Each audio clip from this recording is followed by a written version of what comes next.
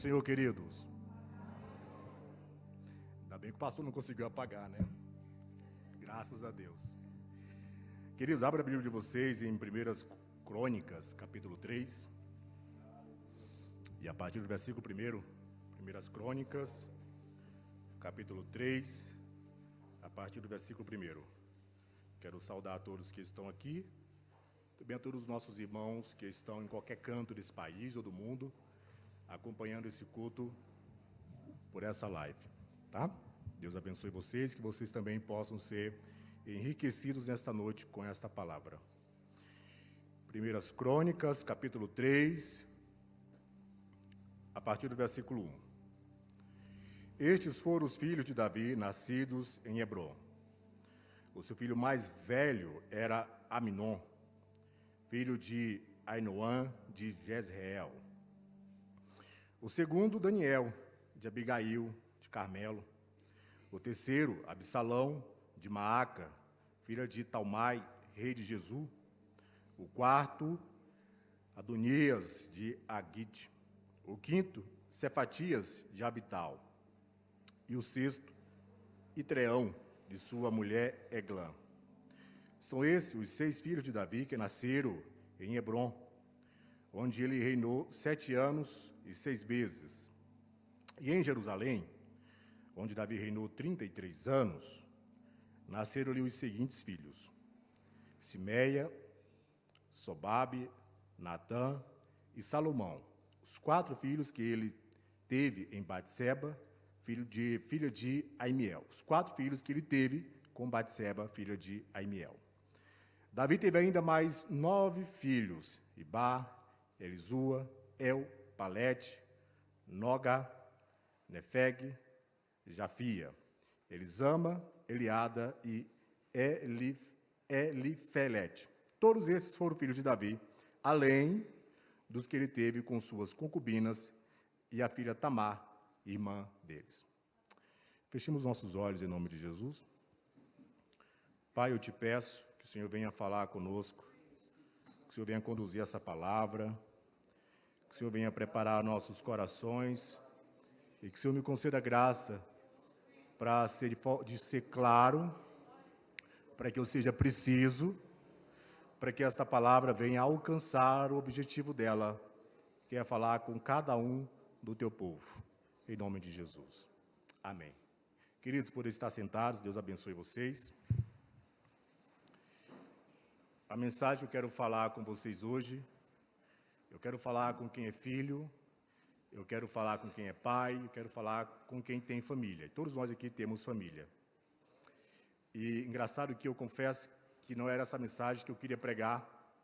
Eu até dei uma olhada em outros temas que eu já tinha preparado, mas sempre Deus colocou esse tema no meu coração, e eu falei: Deus, já que o Senhor quer que eu pregue esse tema sobre esse assunto, então que o Senhor me conceda graça para eu primeiro conseguir preparar esse sermão.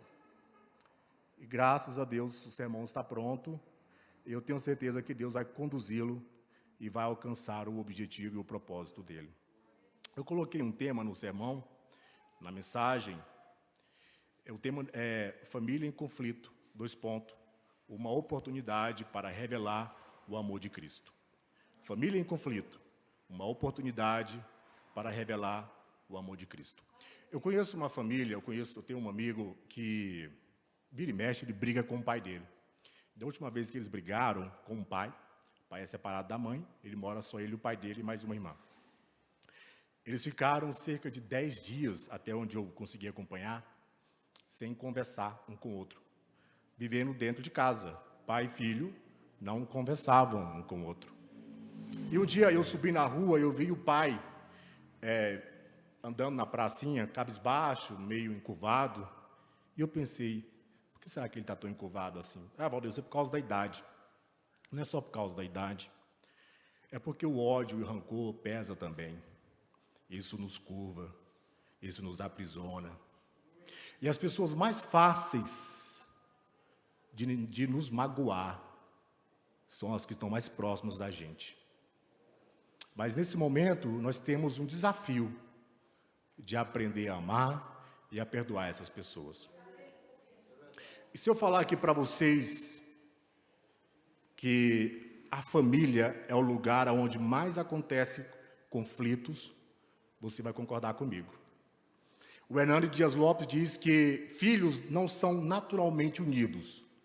Normalmente, quando você vê uma família unida, é porque tem uma mãe ou um pai que é sábio, que está ali intercedendo sempre, para que os filhos se mantenham unidos. Lá em casa, por exemplo, a gente era 9, fora os que morreram. E minha mãe criou a gente sozinha, a gente não teve presença masculina, só a mãe. Ela falava, olha meu filho, eu sou o pai e a mãe de vocês. E você sabe que 9 filhos, uma hora ou outra vai dar atrito um com o outro. Mas ela estava sempre ali, tentando apaziguar. Minha mãe se foi, mas ficou a irmã mais velha que agora apazigua. Quando tem algum conflito, a irmã mais velha vem sempre e fala, calma, pede perdão, desculpa ele, tem que entender. Está sempre ali intercedendo. Porque vocês vão concordar comigo que a família, o núcleo familiar, é o lugar onde mais acontecem conflitos. E é onde a gente mais se sente ferido e é onde a gente mais é capaz de ferir as pessoas. Olha, existem irmãos que brigam entre si, sim ou não? Pais que parecem estarem sempre em pé de guerra com os filhos. Pais que não sabem falar com o filho, que não sabem falar com a mãe, não sabe conversar com os filhos. Marido e esposa que vivem trocando acusações e falam palavras duras uns para os outros. E a casa, em vez de ser um lugar de paz, acaba se tornando um campo de guerra. Morando na mesma casa, mas inimigos mortais. Isso acontece dentro de muitos lares, e você pode dizer, mas isso acontece só em casas de famílias, que o povo não é crente, que o povo não teme ao Senhor, que o povo não vai à igreja. Não. Isso acontece também dentro dos lares de muitos que declaram fé em Jesus.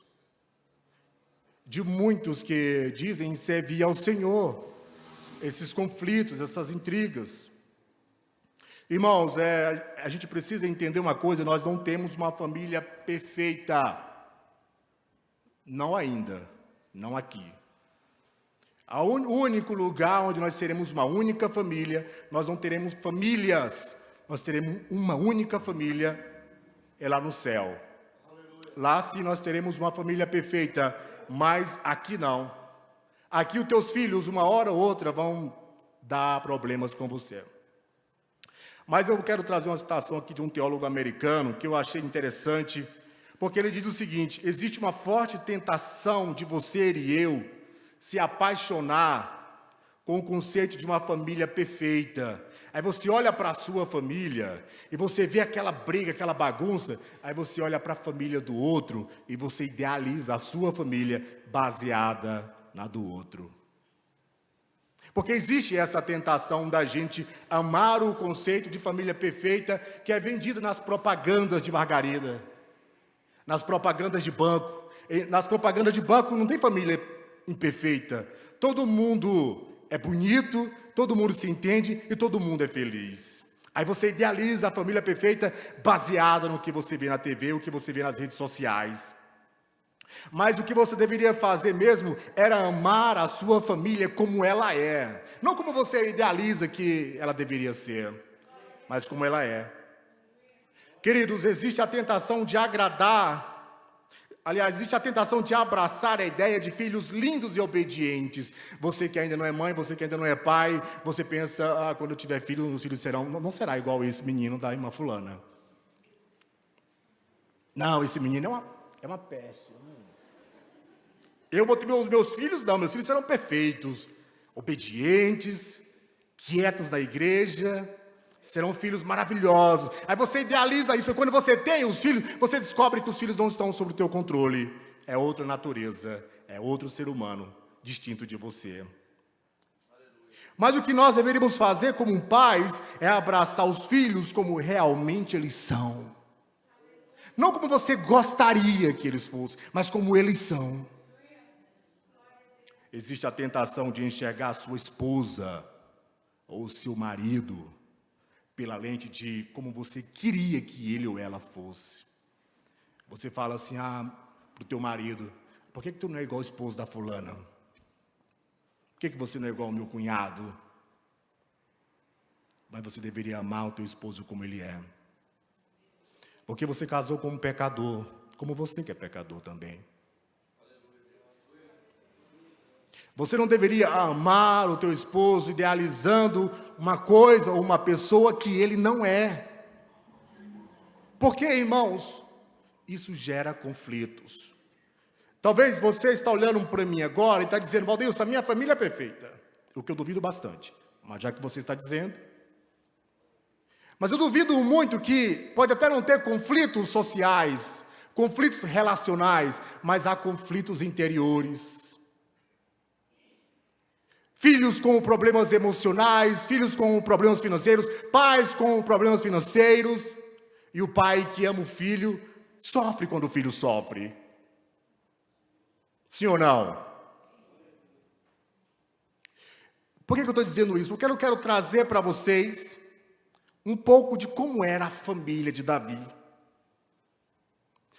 Talvez eu estou pregando aqui para pessoas que são grandes profissionais no que fazem, mas não conseguem administrar a família. Jesus disse o seguinte, o que adianta o homem ganhar o mundo inteiro e perder sua alma? Eu quero só dar uma mudada no versículo. O que adianta o homem ganhar o dinheiro do mundo inteiro e perder a sua família? Vai morrer velho, sozinho, sem os filhos e sem a esposa. Queridos, como nós sabemos, todos vocês aqui sabem, a gente sempre prega sobre Davi. Davi, eu acho que é o personagem mais citado nas pregações. Davi e Golias, então, né? A gente já está saturado de ouvir Davi e Golias. Já foi todos os ângulos possíveis que um pregador tenha capacidade de criar. Davi e Golias, todo tipo de pregação você já ouviu. Como todos nós sabemos, Davi foi um exemplo de homem que temeu ao Senhor. Isso é fato. Ele foi um exemplo de rei que agradou a Deus. Davi, irmãos, ele foi um grande compositor que escreveu boa parte do que temos no livro dos Salmos. Mas há um problema nos bastidores. Havia uma fraqueza em Davi. Davi não conseguia administrar sua família. E eu vou mostrar para vocês aqui agora por que eu estou dizendo isso. A fraqueza de Davi era a família dele. Principalmente os filhos. Eles são um claro exemplo do que eu disse agora há pouco sobre conflitos. Davi teve muitos filhos. Vocês viram, eu li o texto aqui, Davi teve muitos filhos. Teve tanto filho que a Bíblia cansou de contar, né? Falou assim, tem esse, e ainda tem os com concubina, a Bíblia cansou. O escritor de Primeiras Crônicas cansou de citar o tanto de filhos que Davi tinha, porque é demais. O homem que matava urso, que brigava com o leão, derrubava gigante com uma pedra, tinha dentro da casa conflitos que ele não conseguia administrar. Tinha dentro da casa do rei Davi, o grande rei Davi, o grande compositor, o grande salmista, aquele homem que Deus olhou para ele e disse, ele é segundo o meu coração. Dentro da família de Davi houve abuso sexual entre irmãos e irmãs. Dentro da família desse homem houve assassinato entre irmãos. Houve rebeldia entre eles. Nem de longe Davi tinha uma família perfeita. Às vezes as pessoas olham para você lá fora e acham que você é um super-homem, mas em casa você encontra a sua fraqueza. A sua fraqueza, você não sabe se dar com teus filhos. Quando surge algum problema, você que é pai, que deveria assumir a responsabilidade, fala para a mulher, não, mulher, toma de conta, assume, e não toma posição. Foi o que aconteceu com Davi. Quer ver o primeiro exemplo? Vocês me acompanham? Dorme não, irmãos. Eu estou falando manso para não dorme não. Senão eu vou gritar aqui agorinha. Aí vocês vão acordar. O filho mais velho de Davi violentou sexualmente a própria irmã. Aminon era o nome dele. E ele usou como desculpa uma doença para poder abusar da irmã dele, chamada Tamar. Olha o que diz 2 Samuel, capítulo 13, versículo 1 e 2. 2 Samuel 13, 1 e 2. Depois de algum tempo, Aminon, filho de Davi, apaixonou-se por Tamar. Ela era muito bonita e era irmã de Absalão. Guarda essa informação. Ela era irmã de quem? De quem? De Absalão, outro filho de Davi. Aminon ficou angustiado, ele ficou tão apaixonado pela própria irmã dele, filha do próprio pai, que ele ficou angustiado, a ponto de adoecer por causa da sua meio-irmã Tamar, pois ela era virgem e parecia-lhe impossível aproximar-se dela. O que ele fez? Para poder abusar sexualmente dela, para ter uma oportunidade. Ele falou para Davi: olha, pai, eu estou doente, preciso que minha irmã Tamar venha à minha casa e cuide de mim enquanto eu vou me recuperar. E ela foi para a casa dele. Ele tentou abusar dela, olha o que ele disse. Mas olha o que ela disse para ele: não, meu irmão, não faça essa violência. Não se faz uma coisa dessa em Israel. Não cometa tal loucura. Mas Aminon, diz o texto, 2 Samuel 13:14, não quis ouvir, e sendo mais forte do que ela, ele violentou a própria irmã. Tamar, a moça abusada, pôs cinza na cabeça, como sinal de vergonha, rasgou a túnica que ela tinha, porque as filhas do rei, que eram virgens puras, elas usavam uma túnica longa para mostrar a pureza delas. Ela rasgou a túnica para mostrar que já não era mais pura. E ela estava caminhando e chorando em alta voz, porque o irmão dela fez aquela loucura com ela. A gente também tem relatos de casas e famílias onde há esse tipo de situação. Valdeus, aonde você quer chegar com esses relatos? Espera, agora você vai ver. E sabe qual foi a reação do pai? O texto diz: e Davi não falou nada. O texto só diz que Davi ficou irado, mas não fez nada. Não fez nada. Vocês lembram de quem ela também era irmã? De Absalão. Essa violência de Aminon trouxe seu próprio assassinato, recomendado por Absalão. Depois vocês pegam a Bíblia com mais calma e leia. Absalão guardou isso por 2 anos. Ele ficou maquinando.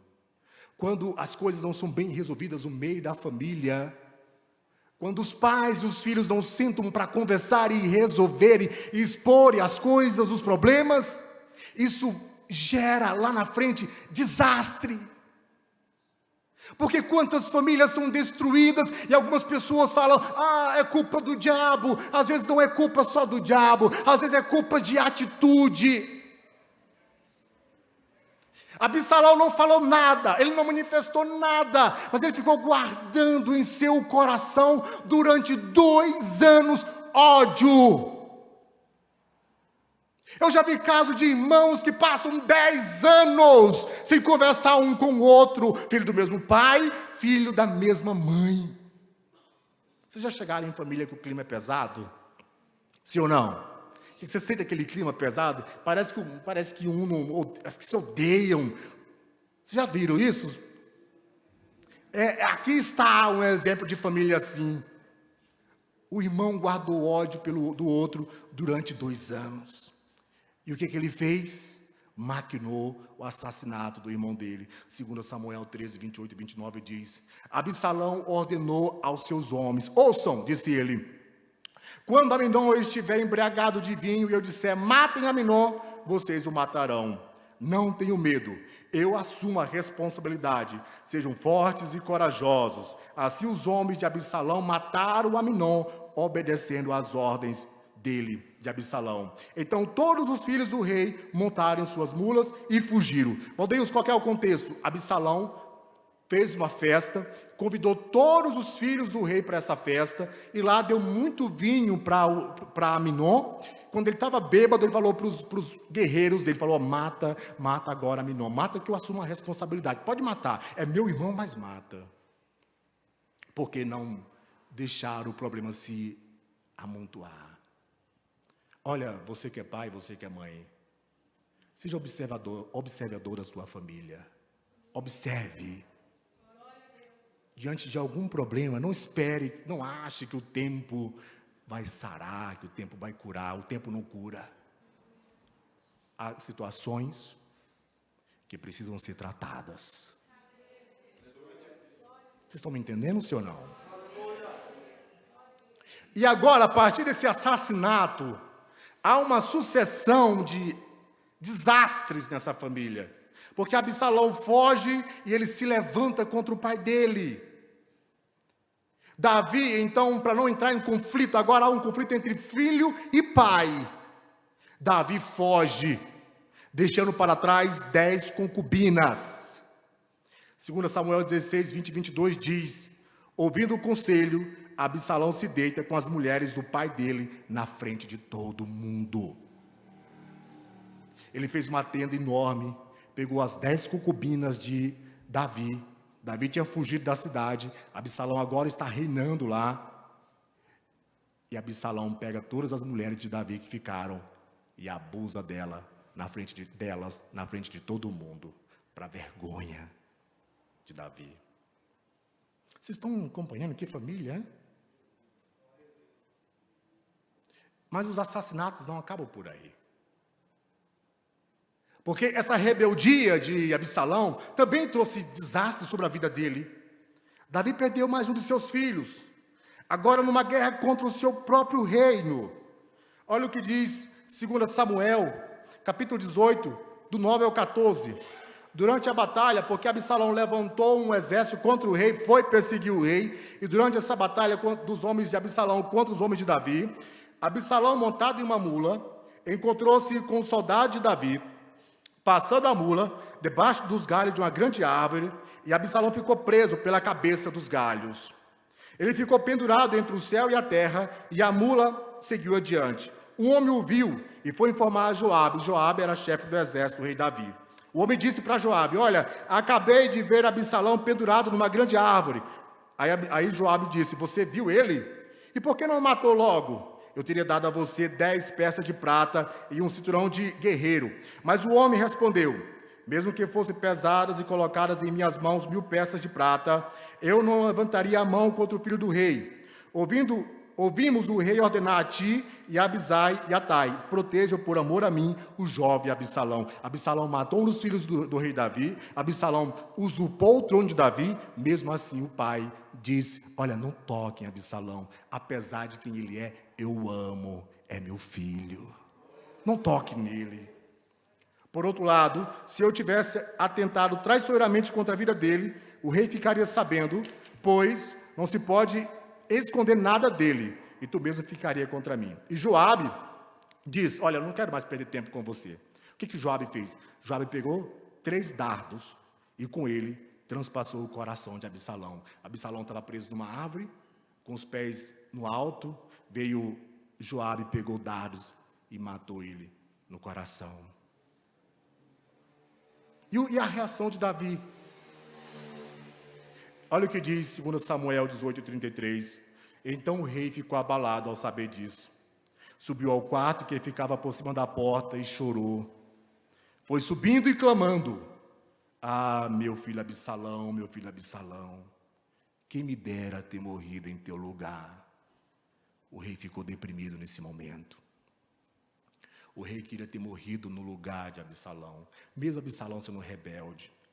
Davi aqui mostra que, apesar de ele ser um péssimo administrador de família, ele amava, ele tinha um sentimento de amor pelos filhos.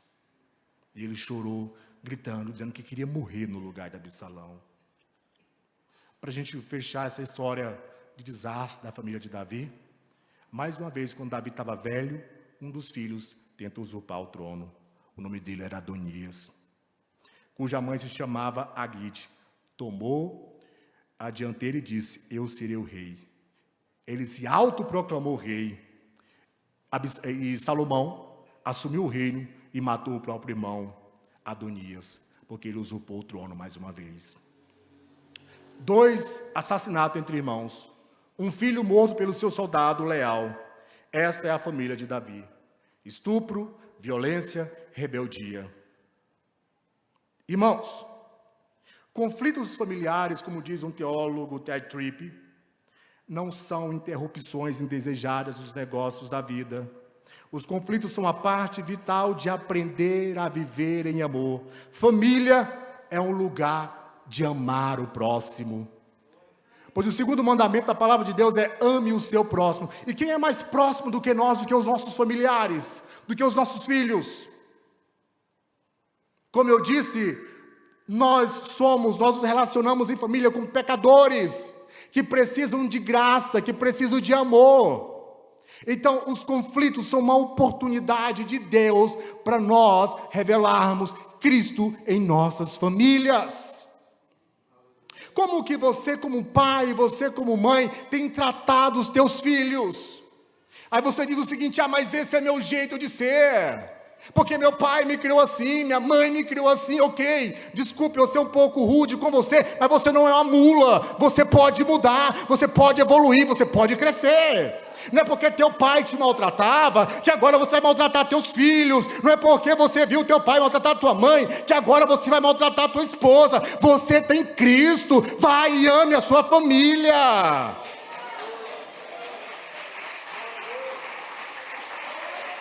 Aleluia! Oh, aleluia! Porque meu pai fazia assim, sabe? Eu nasci assim. Você não é Gabriela.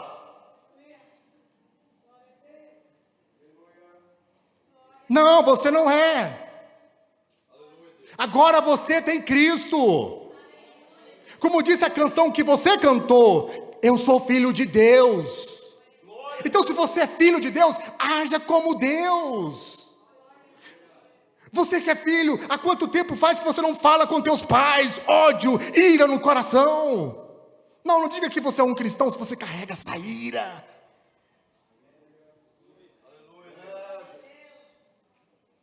Esses conflitos são oportunidades de você revelar Cristo em sua família.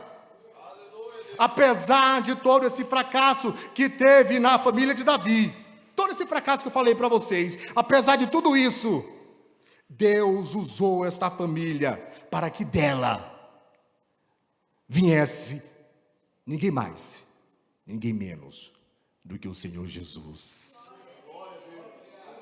Irmão, pois não importa o quão trágico tem sido a sua casa, o Senhor tem o poder de fazer desse ambiente que você mora um lugar de cura e de restauração. Nós devemos, Valdeus, o que eu devo pegar então, fazer com a minha família? Porque a minha família, Valdeus, não tem esses conflitos que você falou que tem lá do rei Davi. Mas o meu filho está sofrendo, a minha filha está sofrendo, eu não sei mais o que fazer. O que eu posso fazer então, Valdeus? Pegue a sua família, assim como você se rendeu aos pés da cruz. Pegue a sua família e também renda-a, entregue ela aos pés da cruz. Que você possa dizer com convicção: Senhor, domine sobre a minha família, reine sobre a minha casa, seja o Senhor sobre os meus filhos, seja o Senhor sobre o meu esposo, seja o Senhor sobre o meu casamento. Que agora o Senhor Jesus possa dominar o seu lar. Não, você não é o dono do seu lar, Cristo é o dono do seu lar. Nós devemos levar nossas famílias até os pés da cruz. Jesus também morreu por cada membro de sua casa. Sabe aquele que você fala que é a ovelha negra? Porque sempre tem. Talvez você seja essa ovelha negra. Jesus morreu por cada um. Por cada um de nossas famílias. Por isso, tome a sua família e deixe aos pés do Senhor. Olha essa citação. Jesus também é o Senhor ressurreto, que conquistou a morte e o poder do pecado para libertar você da escravidão da antiga maneira de fazer as coisas. Agora que você conheceu Cristo, a sua forma de tratar com teus filhos deve ser diferente. Agora que você conheceu Cristo, a forma como você deve tratar o teu esposo é diferente. Você não precisa ser mais amargurada, querida, porque casamento já é difícil. Viver com uma pessoa amargurada, então, dificulta mais ainda. Com um homem exigente demais, dificulta muito. Você tem Cristo. Manifeste isso no seu casamento. A gente às vezes trata tão bem as pessoas lá fora. Alguém diz, não, fulano é tão simpático, né? Trata todo mundo muito bem. Mas em casa, é lá na sua casa que você deve manifestar com maior potência Cristo. Ah, Valdeilson, mas é porque eu sou assim. Não, Cristo morreu para que você comece a agir diferente. Você pode mudar, querida. Você pode mudar, querido. Ah, Valdeilson, mas meu filho é problemático. Ok, mas você tem Cristo. Ame seu filho. Abrace seu filho. Não importa o que ele seja. Abrace. Viu o que Davi fez com Absalão? Ele amou e queria morrer no lugar de Absalão. Aleluia, Deus. Cristo não abandona você. Por que você vai abandonar teus filhos? Talvez eu esteja falando aqui com filhas que perderam os pais porque os pais foram embora. Se sente abandonado. Você pode fazer diferente. Você tem Jesus. E finalmente, a mensagem do Evangelho nos faz lembrar que atualmente Jesus Cristo está reinando como Senhor sobre todas as coisas, supervisionando de modo soberano tudo o que acontece em sua vida e na dos teus filhos. Cristo está reinando sobre a tua casa. Quem é que reina? Quem é que reina em sua casa? A sua casa é um lugar de paz ou um campo de guerra? Se você tem Cristo, você precisa ser um agente de paz lá na sua casa. Para ser mais claro, já viu, tem pessoas que tratam melhor o gato, o cachorro, o hamster e maltrata a esposa. Ele até beija o cachorro, mas a esposa não. O carro, então, como diz um pastor, o cara alisa tanto o carro que a mulher sente inveja do carro. Fala, eu queria tanto ser esse carro. Se você não valorizar a sua família, quem você espera que valorize? Você tem Cristo. Cristo não morreu só para você ser salvo. Cristo morreu também para que você possa agir de maneira diferente. Olha, o teólogo Ted Tripp diz que amor ao próximo também se realiza dentro da família. Porque a gente acha que deve amar todo mundo, menos os familiares. A vida familiar oferece oportunidades maravilhosas para mostrar o amor de Cristo aos outros. Por quê? Porque a vida familiar fornece as maiores ocasiões de conflitos relacional. Tiago, capítulo 4, aborda o conflito social com perguntas perceptivas. Olha o que diz o Tiago, capítulo 4, versículo 1. De onde procedem as guerras e contendas que há entre vocês? De onde? Senão dos prazeres que procedem da guerra e contendas que há em vossos corações. Tiago está dizendo o seguinte, olha, muita gente fala, mas eu sou assim, é porque essa mulher, você não tem noção do que ela é. Ela me tira a paciência. Esse homem, sabe por que eu sou amargurada? É porque esse homem, você não sabe o que ele é insuportável dentro de casa. Não, você precisa primeiro avaliar o seu coração. É isso que Tiago está dizendo. O problema não é o outro, o problema é o meu coração. A gente tem que sempre avaliar nossos corações. Por que você é amargurada? Por que você é desse jeito? Analisa o seu coração. Tiago diz, de onde vêm os conflitos? A não ser as cobiças dos nossos corações. Se você não resolver o seu interior, você sempre vai quebrar as tuas relações, você sempre vai quebrar as tuas amizades, você sempre vai quebrar os teus filhos, porque dentro de você não tem paz. Porque quando nós temos paz e amor de Deus, nós somos capazes de nos dar com os conflitos familiares. De onde procedem essas guerras que há na tua família? Dos prazeres que militam na vossa carne, diz Tiago. Há um filme do Senhor dos Anéis, e lá há um personagem chamado Sméagol.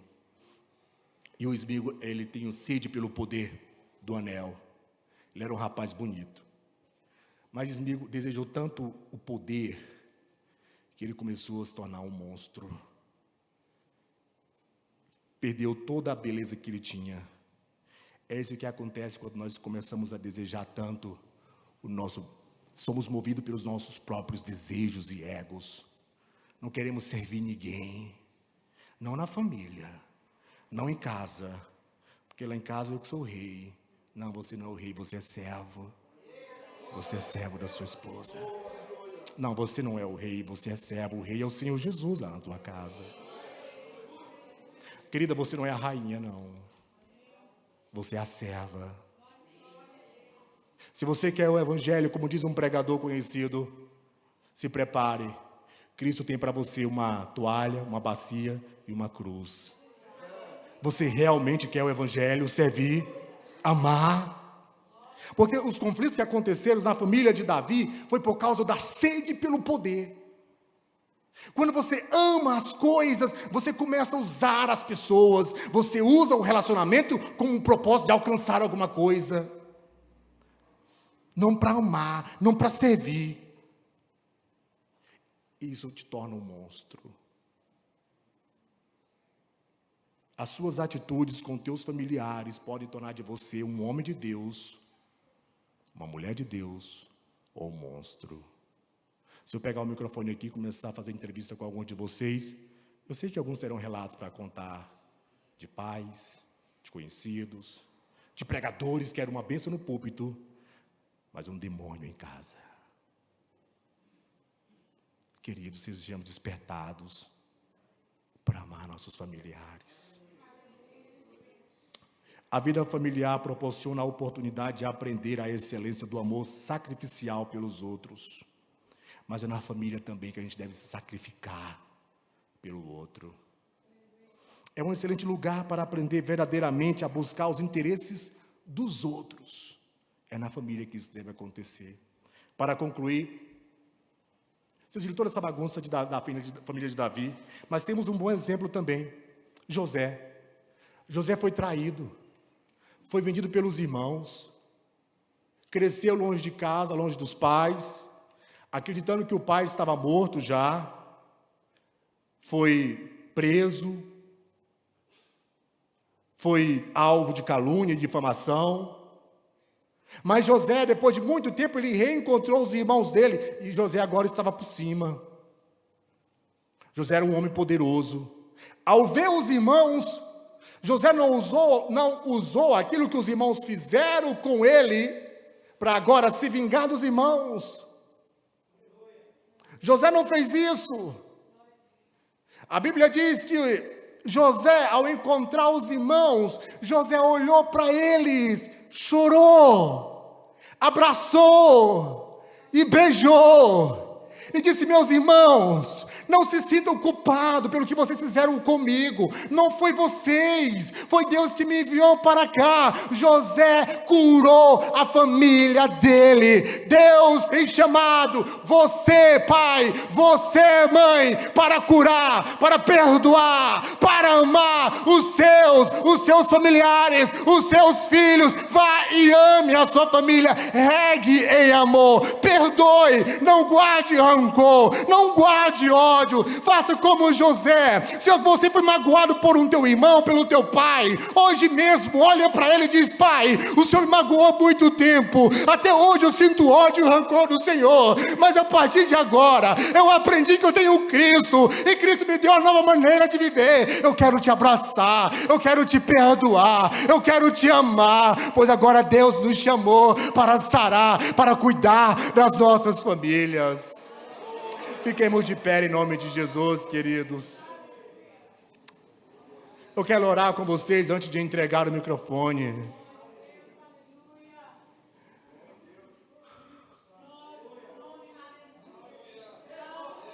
Toma o exemplo de José. Tome esse exemplo. Abrace. Ah, Valdeilson, eu fui magoado. Você não sabe o quanto que ela me magoou. Não importa. Você tem Cristo. Porque a gente sempre se coloca no lugar de fui magoado, mas nunca fala eu magoei também. As palavras duras que você fala para tuas filhas, magoa também. A palavra dura que você fala para os teus pais, magoam também.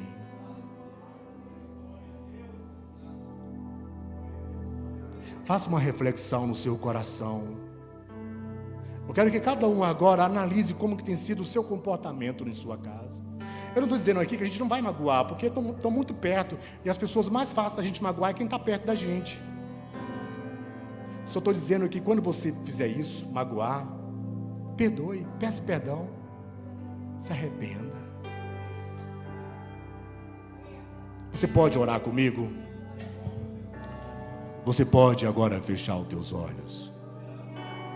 Se você estiver perto dos teus filhos, perto da tua esposa, abrace-a. Pegue na mão do teu familiar, do teu filho, da tua esposa. Reflita. Eu não estou aqui pregando um evangelho onde todo mundo vai ser perfeito. Nós não somos. A gente vai sim magoar às vezes sem querer. Mas a gente precisa fazer como José. Eu perdoo você. Eu perdoo. Oremos em nome de Jesus. Aleluia, Deus.